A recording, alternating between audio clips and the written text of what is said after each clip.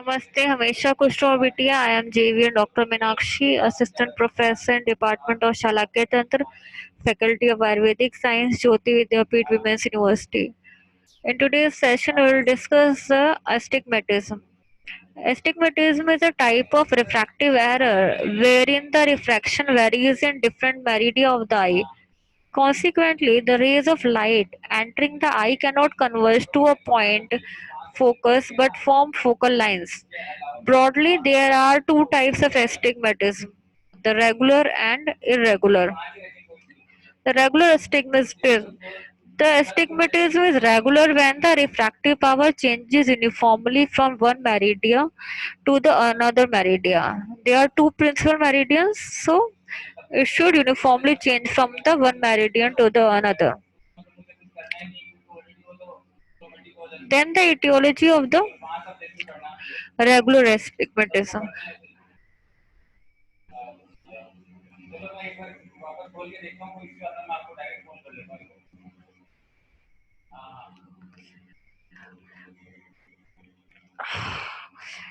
The first etiology of regular astigmatism is corneal astigmatism. It is the result of the abnormalities of the curvature of cornea. It constitutes the most common cause of astigmatism.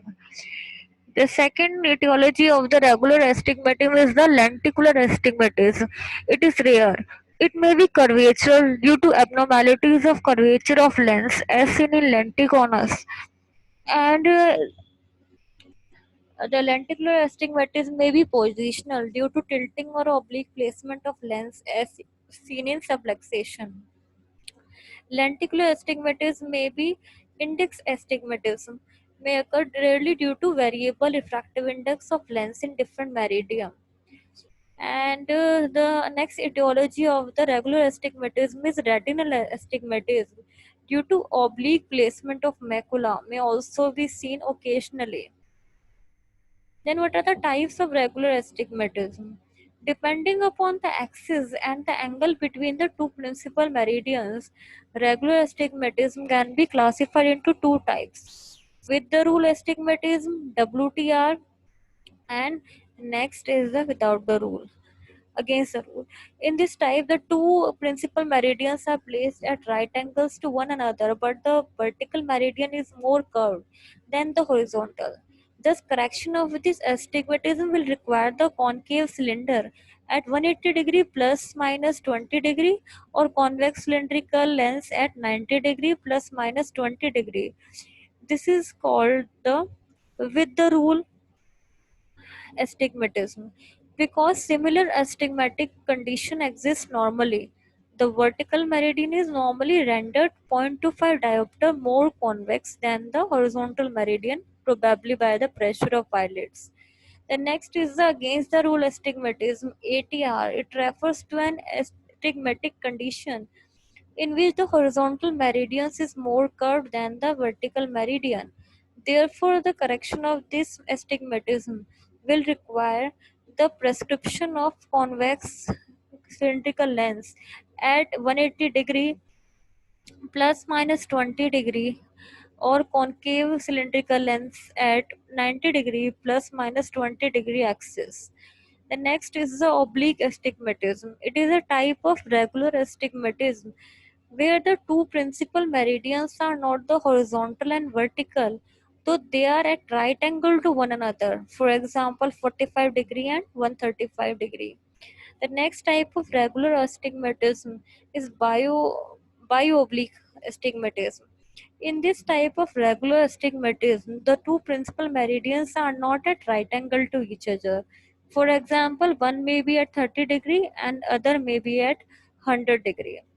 Then the optics of regular astigmatism. As already mentioned, in regular astigmatism, the parallel rays of light are not focused on a point but form the two focal lines. The Sturm's conoid. The configuration of rays reflected through a toric surface is called the Sturm's conoid. The shape of the bundle of the light rays at different levels in Sturm's conoid is as follows. At point 1, the vertical rays V are converging more than the horizontal rays H. So the section here is a horizontal over or an oblate eclipse. At point B, the first focus, the vertical rays have come to a focus while the horizontal rays are still converging, and so they form a horizontal line. At point C, the vertical rays are diverging, and their divergence is less than the convergence of the horizontal rays, so horizontal oval is formed here. This is a Stump's conoid. You can see the various points here. This is V and H, vertical and horizontal rays. Then there are various points from A to G. At point D, the divergence of vertical rays is exactly equal to the convergence of the horizontal rays from the axis. So here the section is a circle, which is called the circle of least diffusion. At point E, the divergence of vertical rays is more than the convergence of horizontal rays. So the section here is a vertical oval. At point F, the second focus, the horizontal rays have come to a focus while the vertical rays are divergent. So a vertical line is formed here.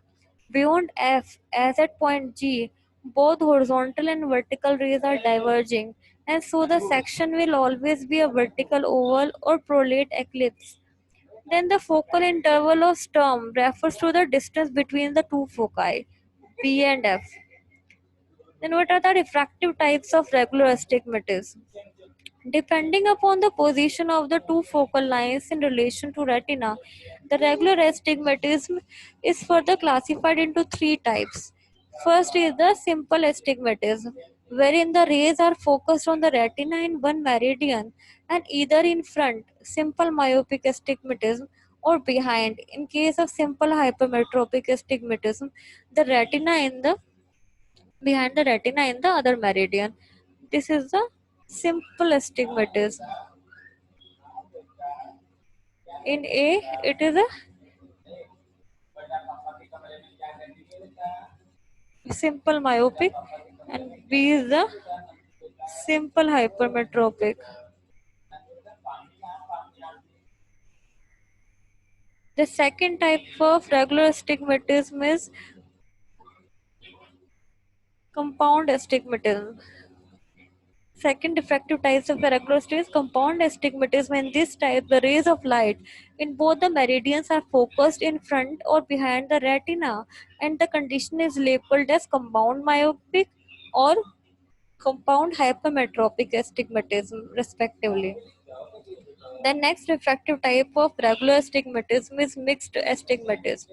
It refers to a condition wherein the light rays in one meridian are focused in front and in other meridian behind the retina.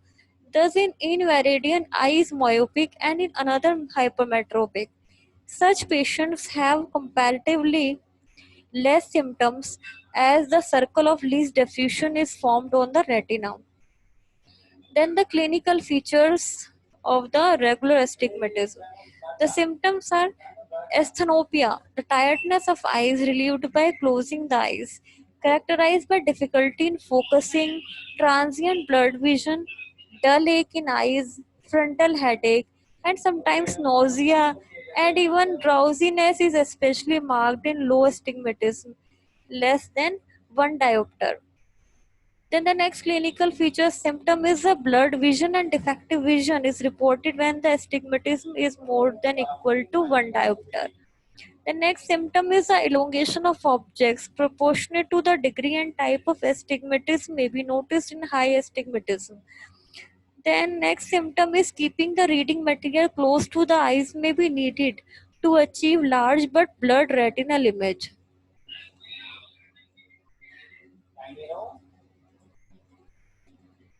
The A shows the simple myopia, B shows the simple hypermetropia, C shows the compound myopia, D shows the compound hypermetropia, and E shows the mixed astigmatism. Then the signs of regular astigmatism. Half closure of the lid.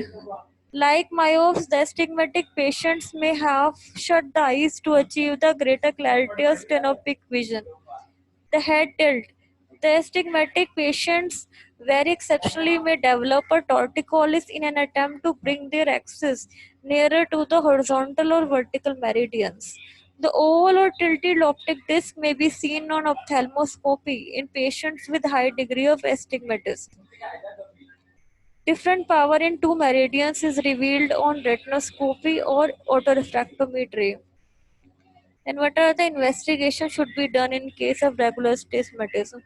The retinos, these investigations we will read in the study in the next session. Thank you so much.